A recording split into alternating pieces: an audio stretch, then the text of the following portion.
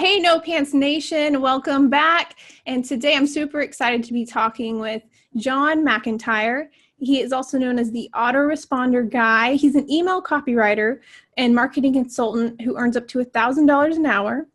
And he has been able to build a lifestyle business that allows him to travel the world, do all sorts of awesome things. And if you ask me, pretty much live the dream life. So welcome, John. Thank you for being here. It's great to be here. Thanks for having me.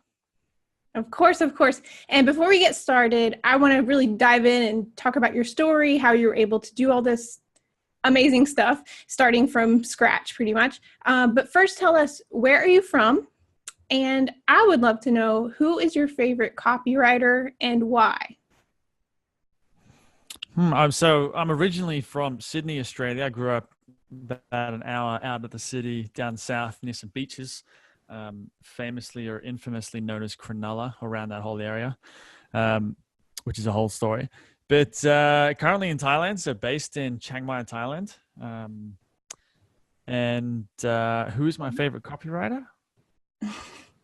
I'm not much one for favorites. I don't know if I can answer it that way, but I tend to just move around. You know, I remember studied a lot of Gary Halbert in the beginning. I never got too deep into John Carlton. I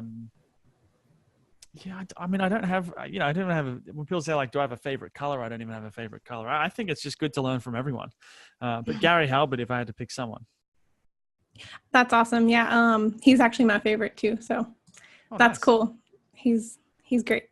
So before we I want to talk about some of the tactics that you use in your writing. Hopefully I can get you to spill some of your secrets for our freelancers and our aspiring copywriters. That's my goal of this interview. But I read a story online that you said you got your first client while living in the Philippines with like $100 in your bank account.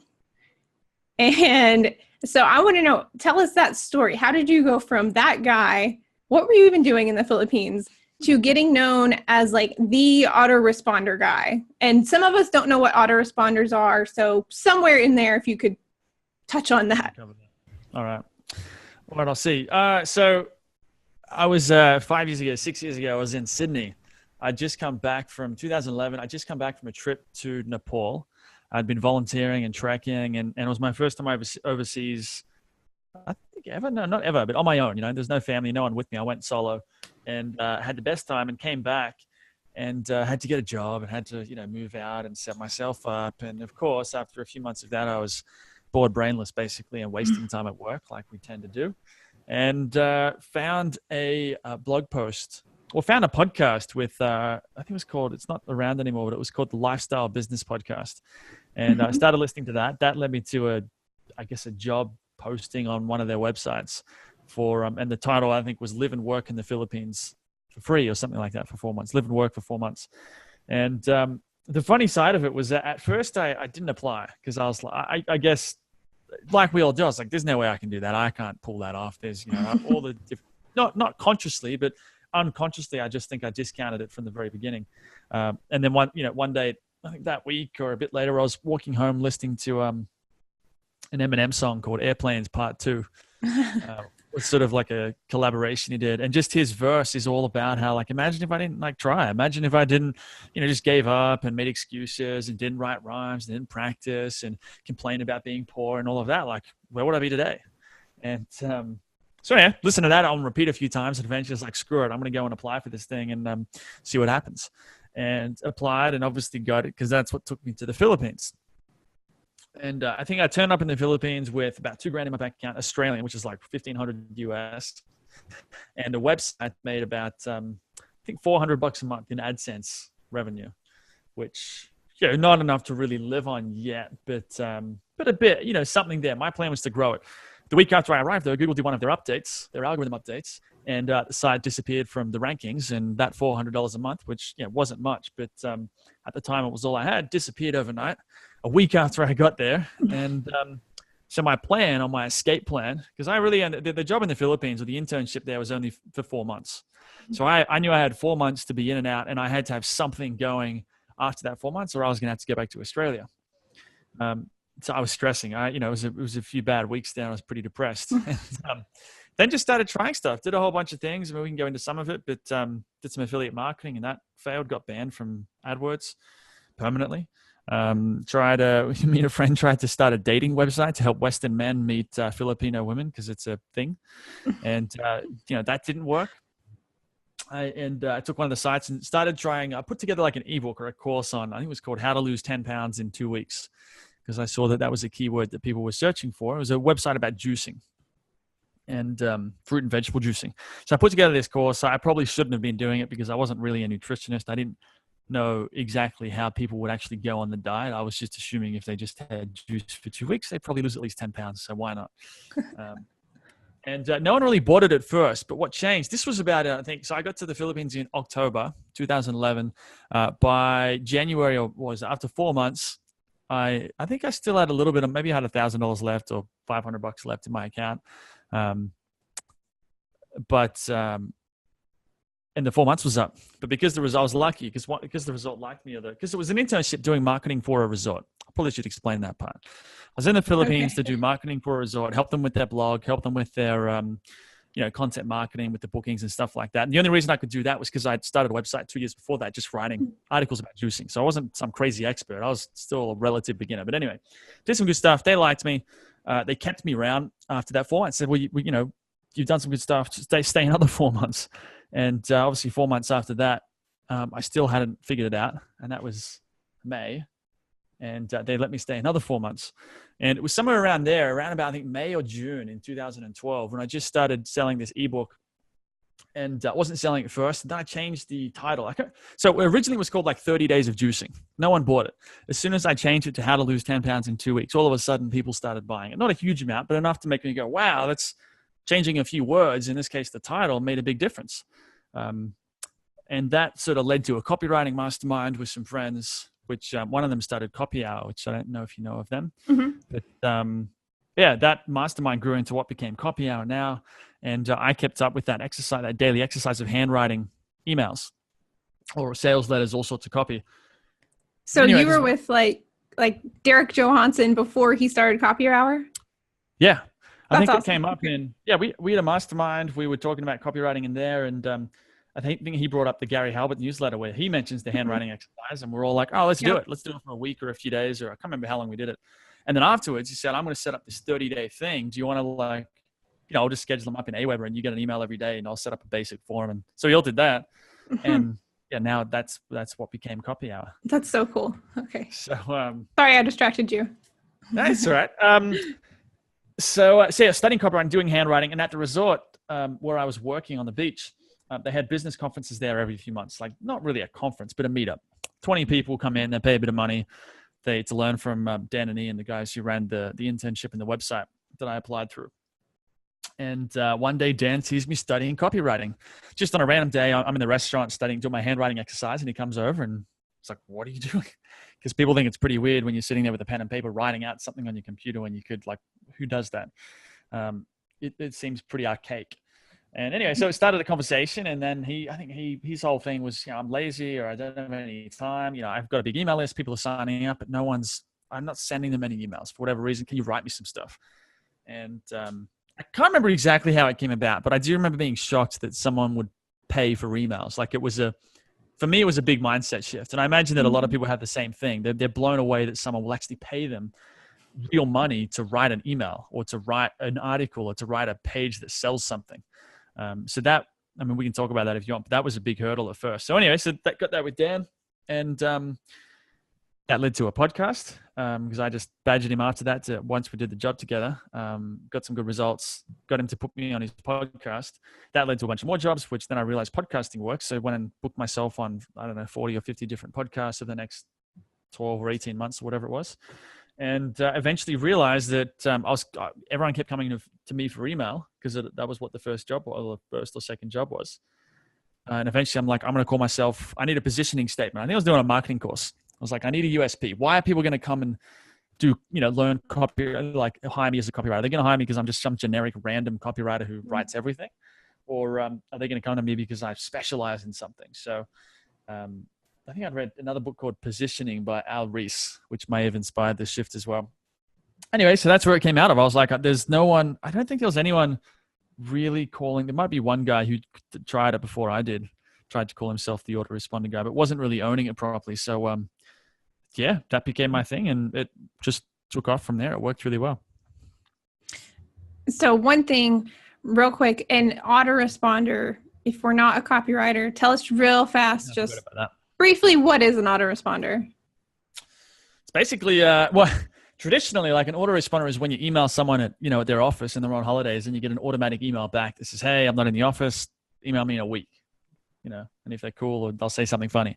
That's really an autoresponder. If you go you can set one up in Gmail. But yeah, for client work, it usually means like an automatic campaign of emails that goes out. So you sign up to an email list, and we've all done this, and you get an email on the first day, and then the second day, and then the third day, or maybe they do it every 3 days, and however it works. It might be 5 emails or 10 emails in a row. A lot of these emails are just all automated. You can add them to sort of almost a calendar, and it will just send them out at whatever interval you choose to whoever signs up to that list. So that's an autoresponder as compared with, say, a newsletter or broadcast, which is sort of like a one-off email that you send out on a very on one specific date that doesn't happen again in the future.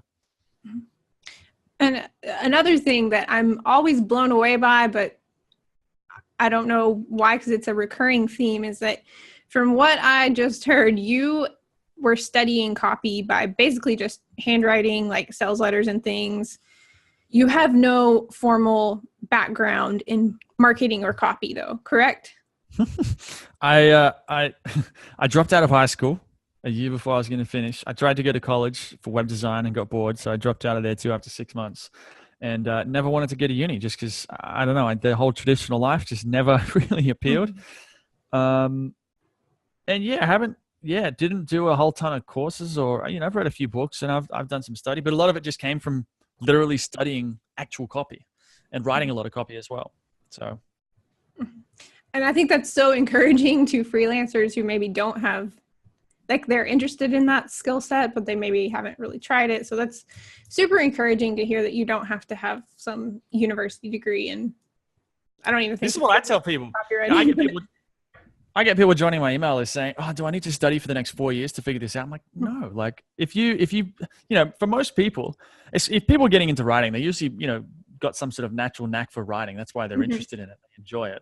And if you enjoy it, you're probably decent at it. You might not be wonderful yet, but you might be decent. And so if you put in like a few hours a day, 5 days a week for a month, even just an hour a day, you'd get pretty far. You'll know more than most business owners will about copy. And even that's a lot to wrap your head around. But what took me a long time to understand is, and even now, like, it blows me away, is like there are a lot of really successful business people out there who have no idea about copywriting or any of this digital marketing stuff, whether it's Facebook ads or YouTube stuff or whatever. A lot of them have no idea about it. So there's a lot of opportunities within that, with copy, with different expressions of marketing in that area. That's brilliant advice. And then something else you touched on briefly, you mentioned that it was kind of a huge mindset shift for you to even realize that, oh, people will pay me to write little emails for them. Isn't that just something people do? So go into that a little bit. How did you kind of make that shift? And I'm really interested, what did you actually charge? What were your fees for this first kind of email sequence that you were hired for? It was $200. Took about 2 days of writing. I think I wrote all day for 2 days, and then a couple meetings or phone calls to edit it. You know how it is. And how many emails was that? 10 emails. Oh wow! So $200 for 10 emails. So not a ton. No, not a lot. Not a lot at all. I mean, the thing that I've been telling people lately is that you don't need to start at 200. I mean, the only reason there was no like scientific, like written, like law that said that I had to start at 200. I think that was just, at that stage, I was blown away that someone would just pay anything, for it. And around that time, I did a sales letter for a friend who still has a photography company. They sell like courses on how to do photography, and I did a sales page for him for $100. But whereas, and his company was a lot smaller back then, but now he's on track for, I don't know, 1.5 million or 2 million or something in the next year. And a good sales letter for him is worth, I think he just did a launch, his biggest launch ever the last week, internal launch too, no JVs, no affiliates, and did 70 grand or something like that with a $30 product. So that sales page right there is, it's in a sense, it's worth $70,000 to him. So the shift for me happened when Dan was actually really cool because they had this like sort of meetup conference thing going on. He actually got me to do a presentation on what I knew about email marketing at that stage to this room of 20 people. And so I put together a pretty basic presentation. I guess I knew more than the people in the room, but I still didn't feel like I was that much of an expert. Anyway, did this presentation, was really just, here's what I did for Dan. Here's the 10 email thing. Here's how you do it. Here's why it's cool, blah, blah, blah. And then at the end, Dan's like, before I go to walk sort of off the stage, it wasn't really a stage, but up the front, walk out of that area. And he's like, all right, hold on. And then he turns to the room. He's like, all right, guys, how much would you pay for this? Like if John was going to do this for you, how much would you actually pay for this? Like, would you pay $500? And I can't remember, it was like half the room or more than half the room was like, yeah, I'd put up their hand and kept going, what about 1,000? And some guys like, I'll pay $1,500 for something like that. And that was, I think, where it started to click. It's like, oh, like these guys, like it's easy for me. I've always found writing quite easy.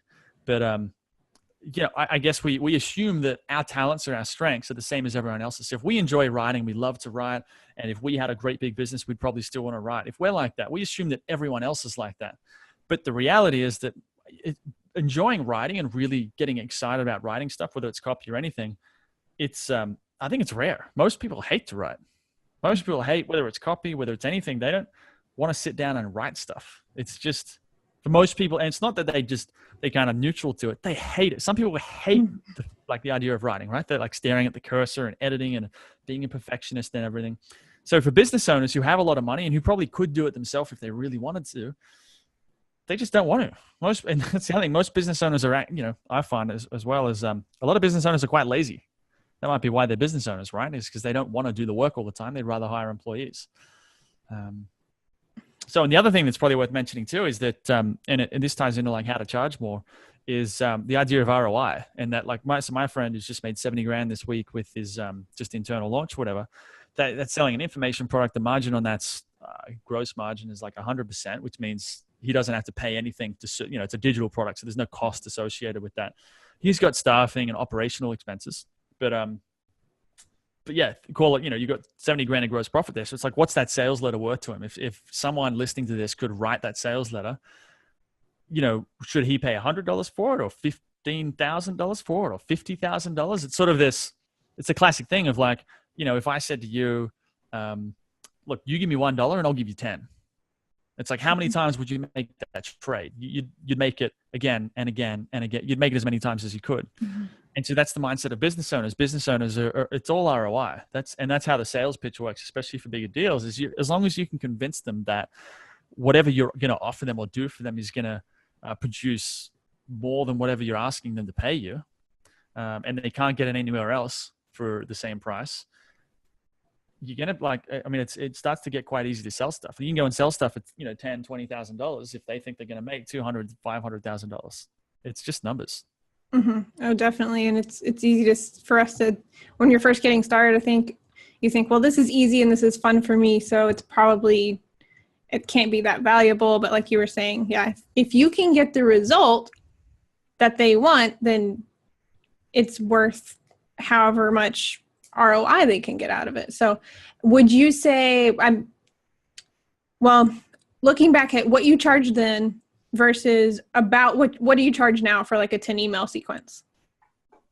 I haven't done a 10 email sequence in a while. Everything's custom now just because it's makes for better charging. Like I moved away from 10, like specific 10 email sequences years ago, just because this is another thing is like, if you just have the same package that you offer to everyone, it makes it hard to charge a lot because it makes, people can call you and be like, oh, what's your price for 10 emails? And then they go and talk to 10 other copywriters and ask about 10 emails. They'll just go with whatever they think is the cheapest one, that sort of thing. Like it commoditizes you a little bit. Okay. So, that's interesting. So how do you just making custom strategies, custom plans gets around that for you?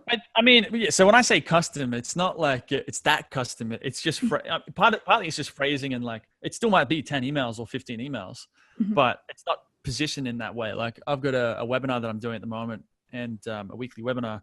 And so I go through a bunch of invoices. One of these invoices, for example, is for $5,000. And it's for a sales, I can't remember what it's called because this was a while ago now, but a sales conversion sequence or something like that. And it's like 15 emails and a few short blog posts, basically. But if I sold it as, if I put on the invoice 15 emails, 3 blog posts, they're going to be like, this is so expensive. This is ridiculous. We can go to Upwork and get 100 different copywriters to do this for way cheaper. But because I go in and I'm like, I'm this, it's more of a consulting approach. I'm going in saying, what's your problem? What's really going on in the business? What's your goal? Like, all right, what makes the most sense here? I'm not just giving them a cookie cutter solution. I'm trying to figure out, and that's what I do, right? So I'll go in and say, well, maybe they don't need emails. Maybe they need a landing page, or maybe they need emails, a landing page, and something else. So there is a customization approach, but partly it is just about positioning it differently, positioning it as the sales conversion sequence, a lead conversion sequence, or reactivation sequence, or something like that. That sort of like giving it a fancy name. Mm-hmm. Okay, yeah, that is excellent advice. And so, do you charge, just out of curiosity, since you are doing more of a consultant type role for them, do you charge a fixed rate, or do you do fixed rate plus kind of royalty fees, a percentage off the sales? It's always been fixed rate, pretty much, and it's not like a set rate for every client. Like a lot of times, I'm improvising on the call, because part of the way I approach it is like I'm talking to them and I'm looking at like, what do they expect to make from it? What's their budget? What how big is the company? What if they're going to make $2 million from it, then I'm going to charge them a lot of money for it. And vice versa. If they're not going to make, it goes down the other way. If I know that they've got a tiny business and the most they're going to make with me is like $200, I'm just going to say, look, you got to figure some other stuff out first. Like I won't take those people as clients because it's a waste of time. Okay, that was going to be my next question. If you had kind of a set of qualifications, so you want the people that you can get the most results for, basically.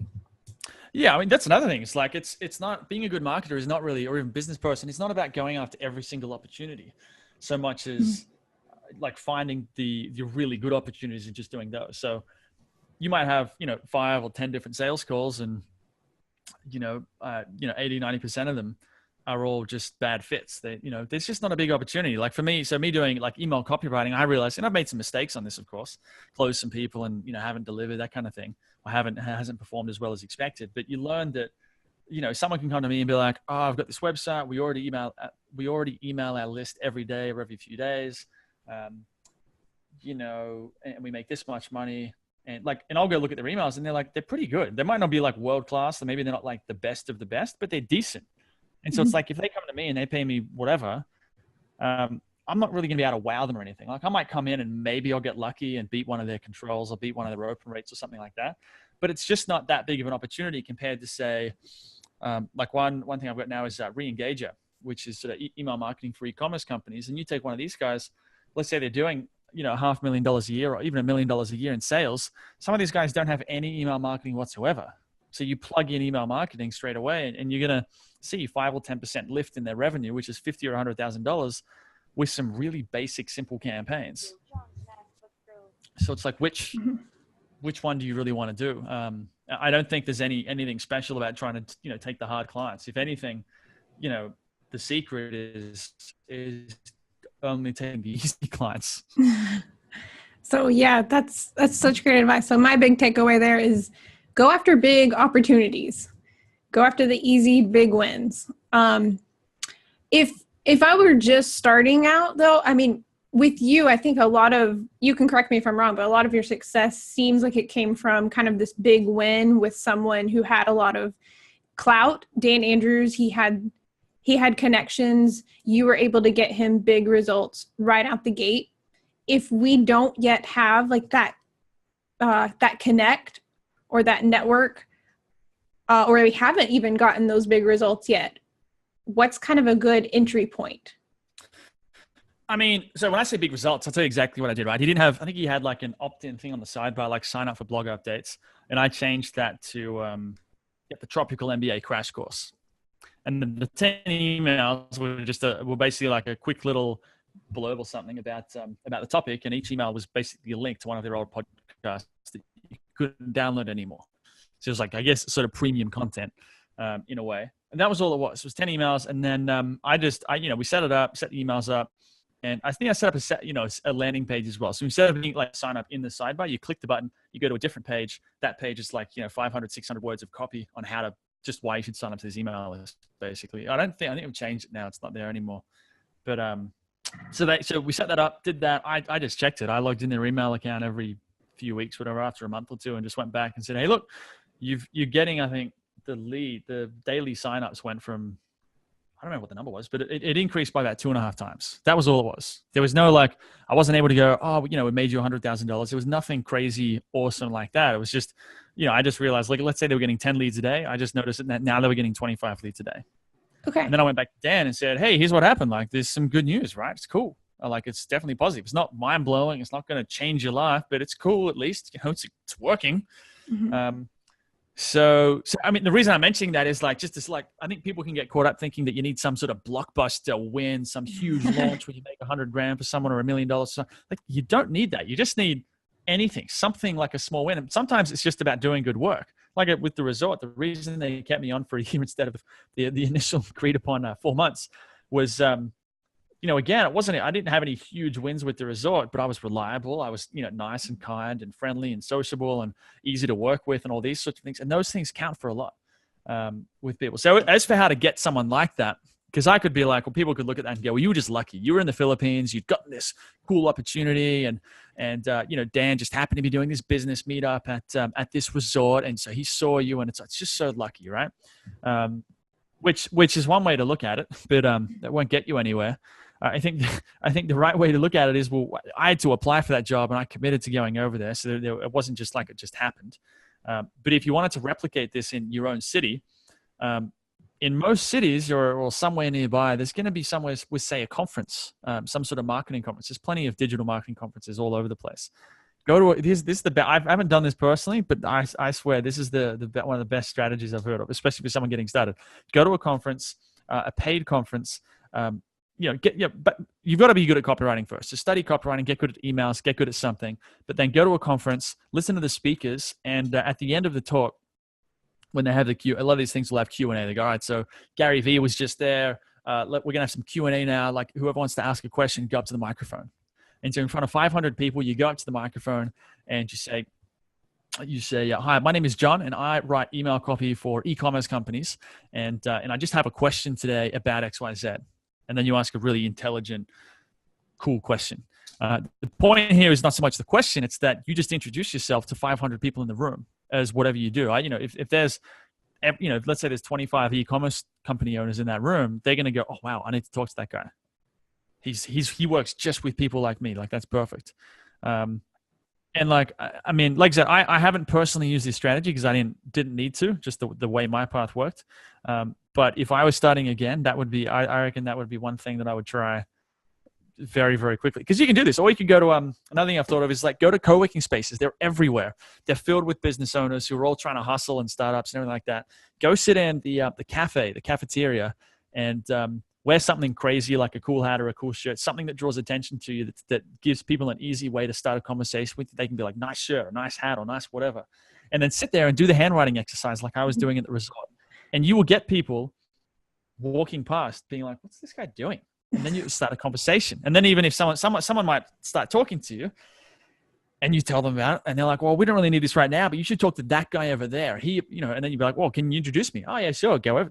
Then you're in. And so there's a million different ways to go and get clients, but to me, it's all, especially initially, it's a lot easier if you do it in person. So if you go to a conference, you go to a co-working space, you go to a meetup, or you let, maybe you got some family members or friends who have businesses, you might know someone who knows someone. So I mean, there is an element of luck in life, with everything, but I think you got to make your own luck as well. Thank you. That was awesome. All of that advice you just gave. So thank you for that. For what it's worth, I don't think you just lucked into this, just for the record. But yeah, that's those softer skills of hard work and just putting in the time they're so often overlooked. I actually want to try that in-person thing because I have only ever had online clients, and I'm thinking I'm probably missing out on a lot of opportunities. So thank you for that. Okay. So I've, gone down some rabbit trails with you here. I want to get into more tactical kind of actual copy advice, email marketing advice for our listeners. Starting off, just what is your process for developing an AR sequence or a autoresponder strategy, because that is something like I'm a copywriter, but I hate writing emails, and it's a struggle for me to come up with like, okay, how many emails should this be? What should I put in each one? Should there be like a story? What's the topic? So do you have a particular process you follow, or does it just come organically? I mean, it's all just thinking about like, what's the goal? Like, what are you trying to accomplish? So do you have an example? And I'll brainstorm something.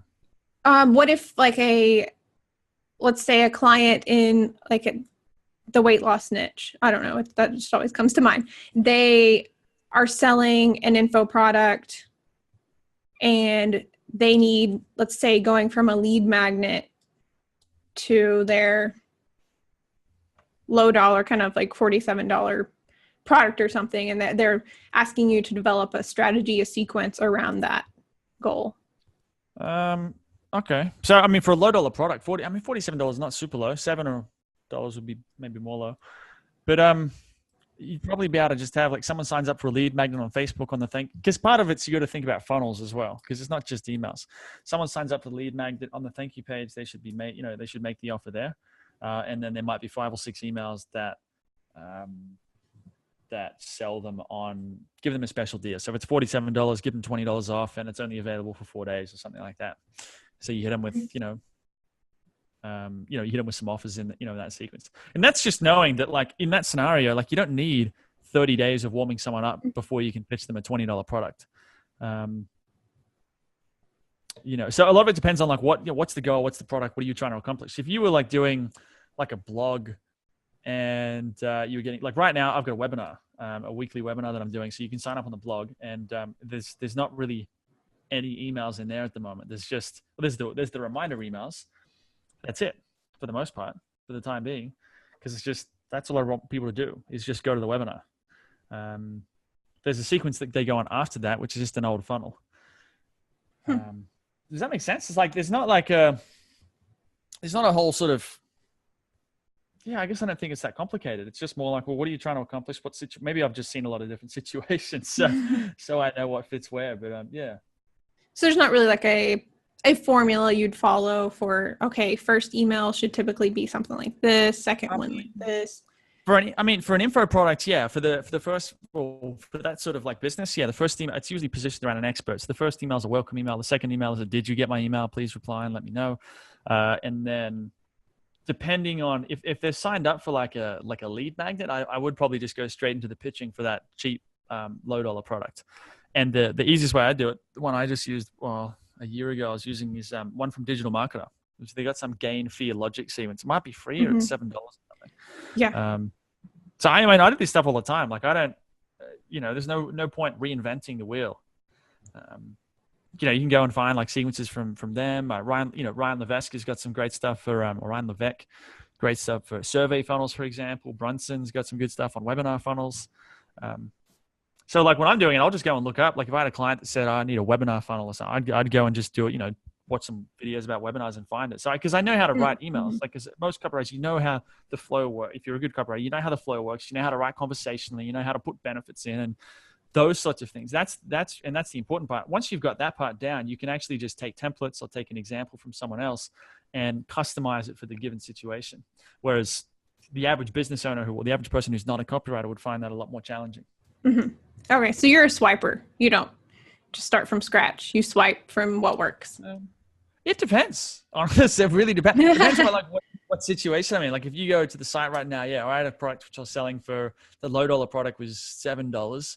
And so that was the 4 or 5 hard sell, the digital marketer style thing. But then there's a 30-day sequence after that, which is a lot of it's just me freestyling on different things. Here's my story and sharing just crazy, vulnerable things about stuff, or making fun of people who email me and complain sometimes about the way I write.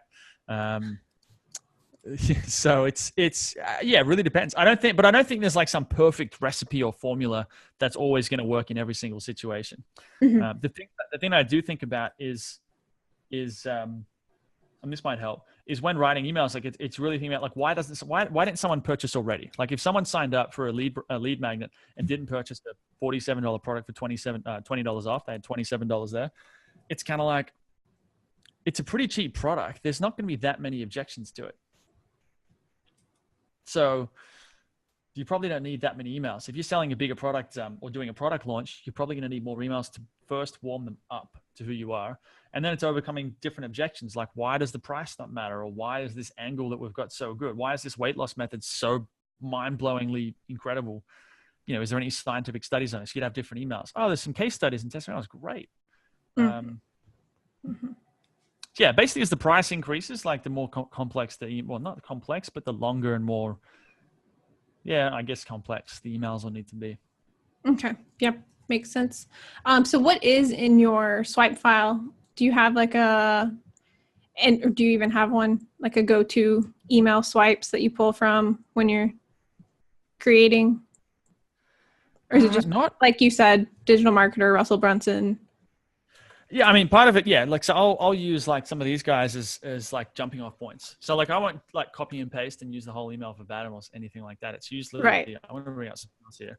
It's more like, I'll use that as a template. And this is the same thing, like when I write a sales page, I won't just start at the top and write the whole thing down at the bottom. The first thing I'll do is like, I'll outline it because I know how it's sort of meant to flow. There's a headline, there's an opening, there's a story, there's a blah, blah, blah. There's a transition into the sale. There's all these things like that. And I'll sometimes like write the guarantee first or write the fact first and sort of work my way back in reverse while writing the sales page, which I find works really. So I'll do this with emails. It's like, I'll know that like I could take the idea of like this, gain logic thing. And I think those ones I did use them pretty much the same. Looking at them here, pretty close. But like when I go and write like a full sequence, it's more like knowing, all right, well, the first thing you're going to do is get interested, like with the subject line. So I'm going to try and think of like a subject line, like, I don't know, here's one, like, are you feeling overwhelmed, Kate? Are you feeling overwhelmed, John? The idea is like, I find like questions always get people thinking. Questions always make you go, what? I don't know. Well, yeah, I am. If you were feeling overwhelmed, you'd open that email. So yeah, there's a bit of both, a bit of everything. Mm-hmm. Yeah, that makes perfect sense. So it's more of templates, not just, I'm not recommending you guys go out there and steal other people's work. Don't do that, but you can. Well, I would say, templates. I mean, you can do it. It just won't work very well. Right. Like if you copy and paste like things, like you got to customize it to your market. Like a lot of copy, great copy comes from like empathy and understanding who you're writing to. And so like, there's no way any template is ever going to fully encapsulate whatever your market's into and what the pains and problems and all that stuff is. Like you need to customize everything with the subject lines, the benefits, the hooks, like everything needs to be, depending on how good the templates are. If they're just sales templates, they can be fairly generic just because sometimes there's not much in a sales template. It's just like this offer expires here, click here now to get you whatever thing. Whereas anything more than that, you do need a bit more finesse. So to write good stuff, it really comes back to like knowing the psychology of who you're speaking to. And you said like being empathetic towards. Yeah, it's all about that. It's all about being like the empathy.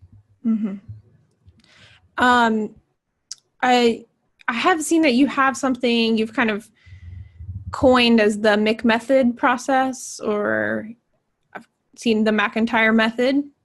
Yeah. So what is that exactly? Well, that came out like a couple of years ago, and that was just me breaking down the 10 email process I was following with clients. Okay. So when they came in and I'd be like, they'd be like, I want some 10 emails.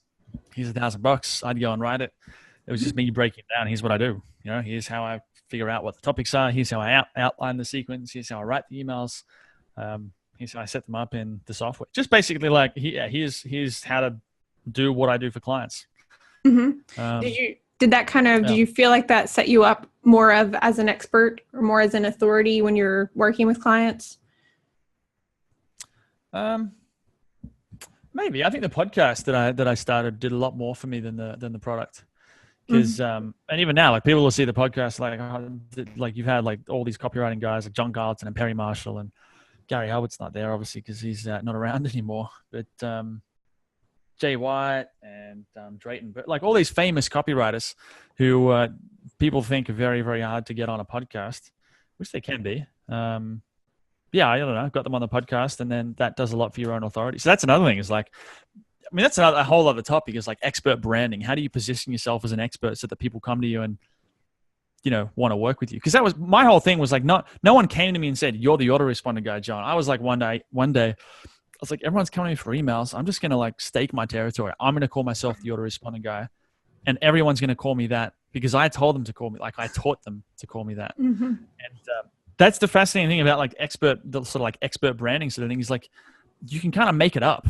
And if you can't deliver, then it's not going to work for very long. Or you won't be able to, you won't get any consistency, and clients will figure it out and whatever. But assuming you can provide, you can perform. A lot of it's just about having the confidence and sort of getting that, going out there and like staking out your territory and doing it. Very cool. So is that podcast, are those still up where we can listen to like you interviewing the copywriters? Yeah, just if you go to themcmethod.com/podcast. All right. They're all there. Yes. I mean, I think I did like 150, and then I've sort of taken a back seat or stepped aside. I've got another guy who does them now. So they're all still going out. I think one episode a week, but he's a guy named Dave Allen. He's a magician, a street magician actually, and also a copywriter. And so he's been doing the podcast for the last 6 months, I think 9 months. But he's had a bunch of people on there. But copywriters, marketers. There you go. Harlan Kilstein was on there a little while back. Jay White's been on again. Andre Chaperone, like Ben Settle. Wow, that's big people.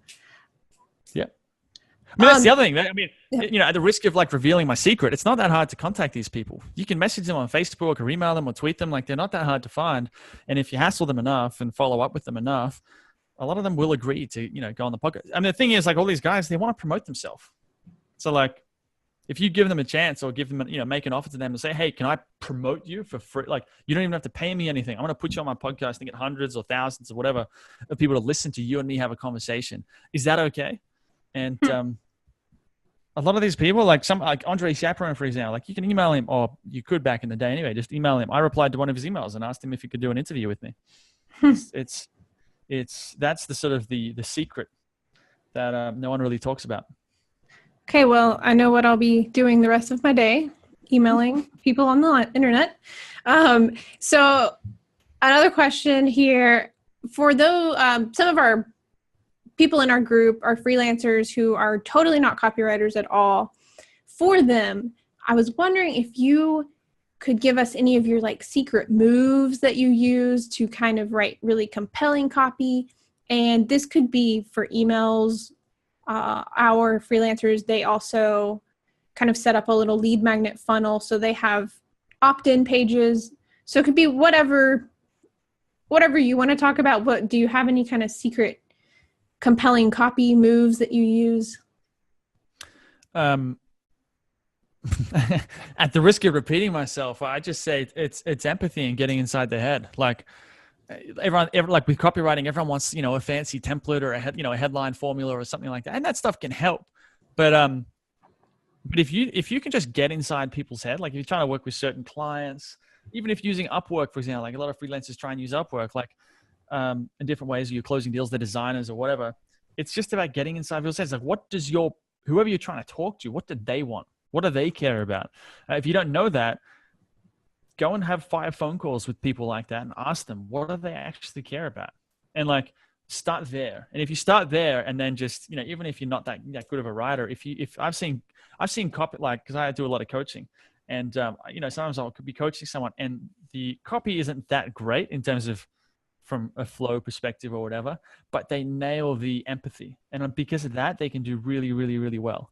And so it's not sexy or fancy and it's kind of hard and all that. But that to me is the secret is really getting inside people's heads. Because if you can do that, it's like what I said, like the email, when I have an email that says, are you feeling overwhelmed? That came out of the idea that people have told me, I feel so overwhelmed. There's so much information out there. What do I do?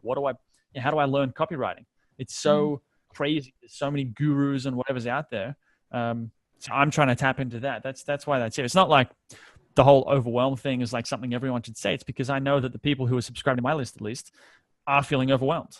Mm-hmm. So it's the same thing, whether it's a lead magnet or you're emailing potential clients, you're doing cold emails, like anything. It's just getting inside their head and tapping into their, well, the classic thing with copywriting is entering the conversation they're having inside their head. So someone in my case is having a conversation. They're thinking in this, oh man, this sucks. This is like so many gurus, so many like websites and blogs, and who do I pay attention to? And I meant to do this, I meant to do this handwriting thing, and I got to listen to this podcast, and it's crazy. I'm just so frustrated and overwhelmed. Like that's some of the experience that some of these people are having. Mm-hmm. And so I'm trying to enter that conversation. That's really the secret of copywriting there, I think. Yeah, I think that's some of the best, simplest advice you can give. Just get inside their head and speak their language. Don't tell them what you think you want them to, or what you think they want. Just tell them what they're actually thinking in their minds. So I have to ask, have you ever had, and I know you kind of touched on this, have you just ever had something like an email sequence or a sales page, anything, just totally bomb?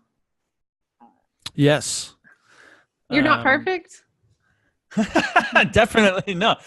I made a bunch of mistakes. I've had clients and like I've done stuff for them and just, I remember a few, not heaps as far as I know, certainly a handful. And, I remember one, this is, 3 years ago. I signed an NDA, so I can't talk about the actual company, but they hired me, and I'm the email copywriting guy, of course. I'm meant to be the best. And then they hired, 5 other copywriters, and then they had their own marketing guy, and they basically got us all to write emails and tested them all against each other. And I went, because at the time I was very much into Ben Settle and Andre Chaperon, I went the story angle. Like I went really sort of hard, wrote a 200 or 300 word email that was really not overly salesy, but I was all about the benefits and really maybe a little bit high pressure. And I thought it was great because that's what everyone was saying was what you meant to do. And there was no logo or anything in the email. I wanted it to be text based, so it looked like a personal email coming from someone. And it bombed. I don't think I came last. I was probably second last or third last or something like that out of 6 or 7 or 8 different copywriters. And there was a great lesson, right? That the whole internet marketing echo chamber where everyone says the same stuff over and over and over again. Sometimes that stuff works, but the thing that you learn in business, or whether it's with copywriting or running your own business, is like nothing applies all the time. Like nothing's perfect. Nothing is always the right. Like there's no right way to write there's no funnel that's always going to be perfect for a given situation or email style or anything like that. It's always depends. You always need to test. And even with this, like the interesting thing about that company is like, I don't know if the guy at the start, he was a better copywriter, for example. He may have just gotten lucky because he thought about it differently in a sense. So like without, if we were all able to sit there and, then we could iterate on that insight and then we could all write an email based on his winning email, because the marketing guy won it with a much simpler email. He had a logo in there as well. So it looked like a businessy sort of email, which flew against everything I'd been taught at that point. And it was shorter, way less sales speak, way less sort of, fancy copy or anything like that. Much more friendly. And, he's won. But yeah, like I said, it's not, you realize that it's not really like, how do you judge the copy? He won. But at the same time, it's kind of like, until you've tested some of these things with lists, you don't really know which one's going to work. Mm-hmm. So, and that's the thing with clients sometimes, is you can get them to pay you a few $1,000s or whatever for something. You can go and write them a bunch of emails and thinking that one strategy is going to work. And really what they need to do is test a bunch of different strategies. They need to try 10 emails over 30 days. They need to try a 5-day, 1 email a day for 5 days, hard sell thing. They need to try that, they need to try different things. That's what I've seen in business as well with friends and everything like that. Like it's the testing of different strategies that adds up over time that makes the difference. No one really writes like a perfect thing on the first go, not consistently. That's good to know. Good to hear. And in those situations, if something does totally bomb, like, do you just tell them, well, you need to test, we need to try something else? Do you like feel guilty and then feel like you have to do it over for free? How do you kind of navigate those kind of awkward situations?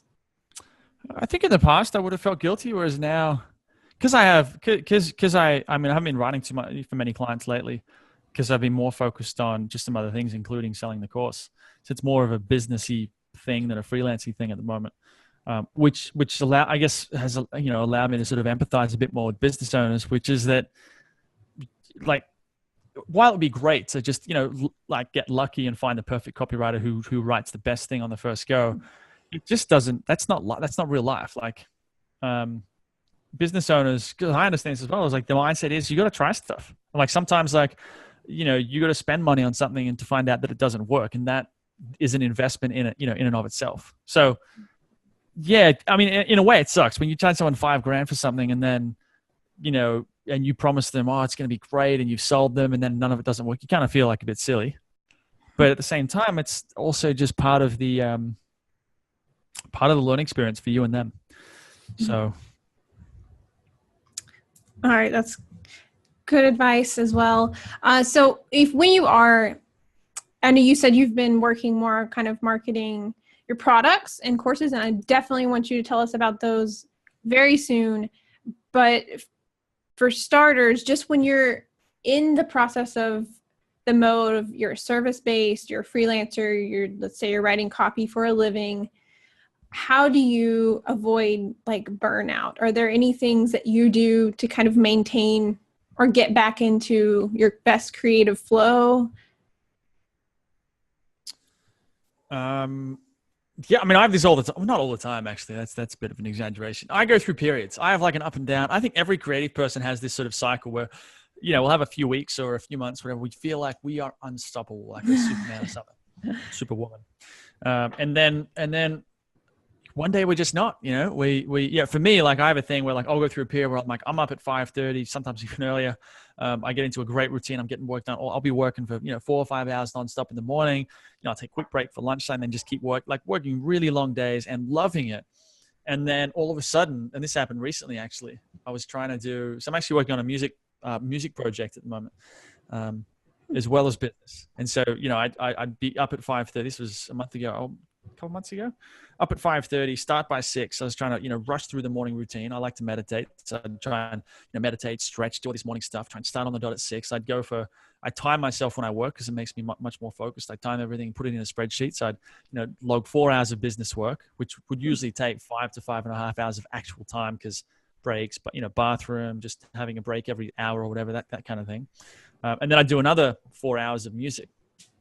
And I don't know how long that lasted for. It might have been a month or 6 weeks. And then all of a sudden, I wasn't sleeping properly.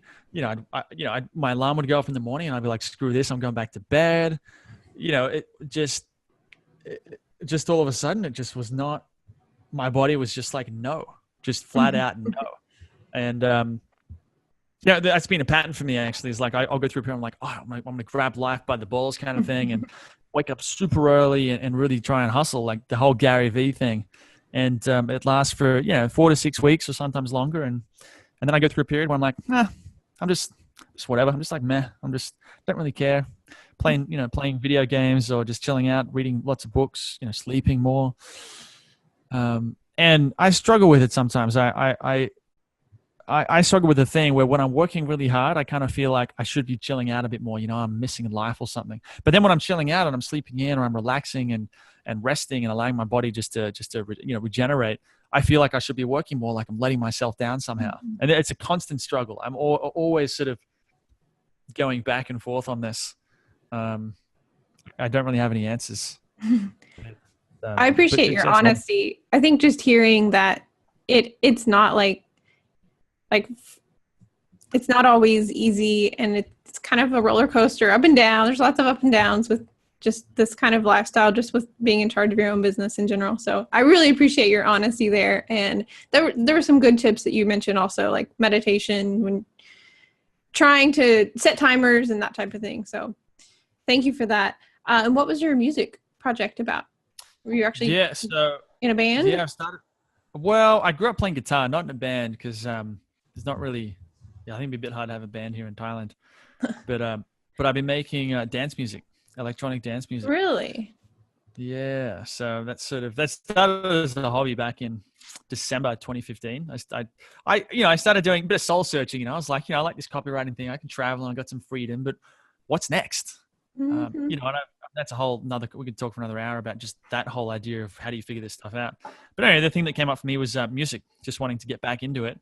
So started playing around and eventually was like, I just love it. I love sitting down. I've been doing it all day today, working on the track. And like dance music, like the sort of stuff you'd hear at a big festival, with huge chords and big DJs and fireworks and all that stuff. Like, that's sort of. I've just gradually gotten more and more serious about it. So that's awesome. So can we listen to this? Is this on YouTube? If you want to look it up, I didn't want to use John McIntyre because that's the copywriting name. So I've used John Lavido. That's John. And then Lavido. So I'm on YouTube, SoundCloud, Facebook, Instagram, bit of Snapchat, but don't use it. But yeah, YouTube or SoundCloud would be the best way, easiest way to find me and listen to stuff. Done some remixes. Some of it's very hard, nightclub sort of stuff. So it's not for everyone. Very cool. I know what else I will be listening to today and doing today. So, thank you. My day is filling up fast. So you've had some like amazing experiences just being able to travel the world and like live in Thailand right now. It's one of my dreams. And so what is your number one, if you had to pick like a favorite or just a most memorable experience, what would that be? The Branson, partying on Richard Branson's private island was definitely up there. There's a lot when you travel and you live everywhere, really. I mean, I'm sort of living in Thailand. I'm not really traveling. I've been here for the last year and a half, sort of almost 5 years, really. Wow. So yeah, on and off, right? So I came in 2012 after the Philippines and then was here for 2.5 years, then left for a while. I was in the US and Canada and South America, then Europe, and then now back in Thailand. So I guess I had a break in the middle. But yeah, when you travel, there's amazing things that can happen a lot more often just because there's random things that, just festivals and stuff that show up. A couple of nights ago, there's a festival here in Chiang Mai called Loi Krathong, which is where they used to, anyway, they've changed the laws now. You can't do it. They used to all put off these sort of lanterns, which they're about, I don't know, like 1.5 feet wide or the diameter and maybe 3 feet high. I'm trying to think in feet, for the Americans. And then they have sort of a candle inside and you light them. You stand there with a few people, you light the sort of lantern and they all float up. There was one place we used to go to a temple where the whole place would be packed out with people and there's thousands of lanterns and everyone is holding them and they say go and everyone lets them go up at the same time.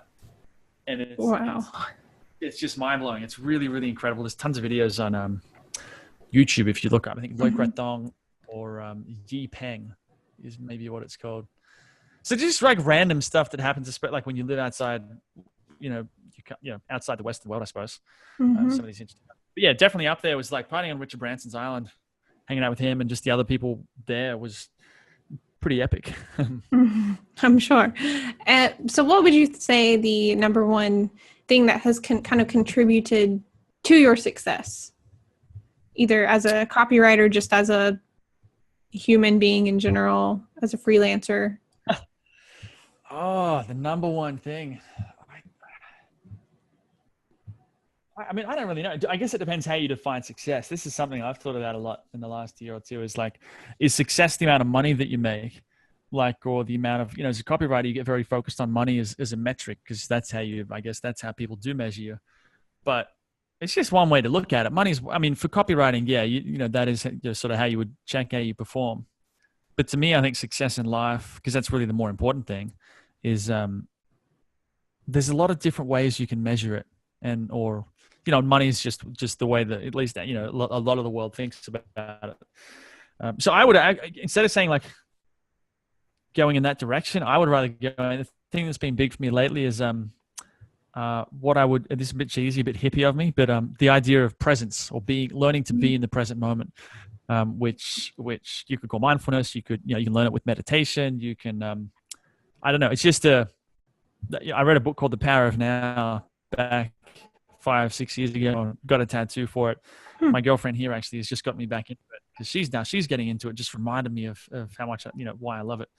And have just sort of had a fairly regular meditation practice for the last 6 years, and learning to be. There's something. It gets surreal. Learning to be more present and how to manage and work with your own internal world with your thoughts and with your emotions, and not being afraid of different things, of learning to face fears and question things inside you, and sort of like, I mean, a lot of this comes back to, for me, is this idea of being present, where you can really pay attention to yourself, and that, I think that is one of I think it's one of the most profound things. It's such a simple thing that you would think doesn't even matter, but it's really profound in so many ways that it's very hard to put into words.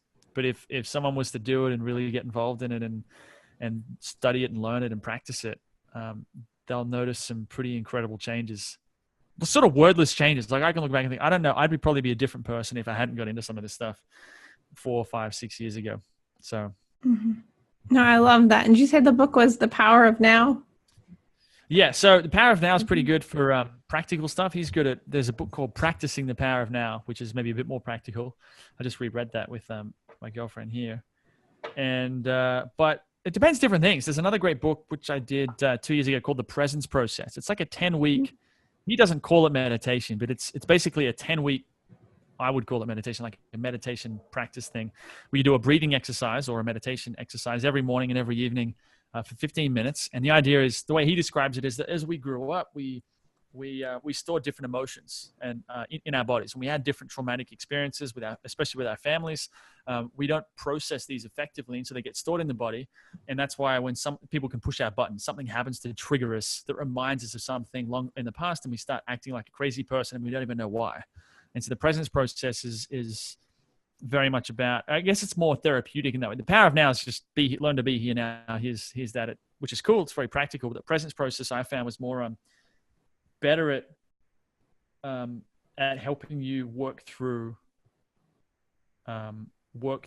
difficult issues, and not in a mental way, not thinking about them or analyzing them like you would with a psychologist. Mm-hmm. But the point he makes in the book is, as you increase in presence and as you meditate or do the breathing exercise and do the different things he instructs you to do in the book, life will trigger you. Life has this weird way of pushing our buttons, and it'll keep pushing the same buttons until we let them go, or until we integrate them into, properly integrate or process them.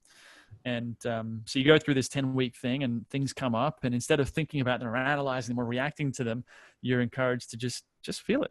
And it's the process of by feeling with it and simply being present with it, and not trying to do anything about it, not trying to do anything differently, just simply being there with it is what allows it to integrate. And he doesn't like the word heal, but I don't think it's that big a deal, but to move on. So I guess it depends what you want. If you've got some emotional stuff that you're trying to deal with, the presence process would be pretty good, but it sounds really simple, but it's actually quite hard. I've had some interesting stories from friends who've done it. Or if you just don't really care about that, if you just want to be a bit more present, the Power of Now is a great spot to start. Very cool. And I think it's super cool that you mentioned be present. This is a note card that I actually have on my desk right now. Uh-huh. I keep like a little just notes to myself to keep me grounded when I start getting stressed or overwhelmed. So that's been on my radar this week. So it's really interesting that you mentioned it as well. Good stuff. So as far as, what about copywriting resources, copywriting books? Do you have any specific resources or books that you recommend in that arena?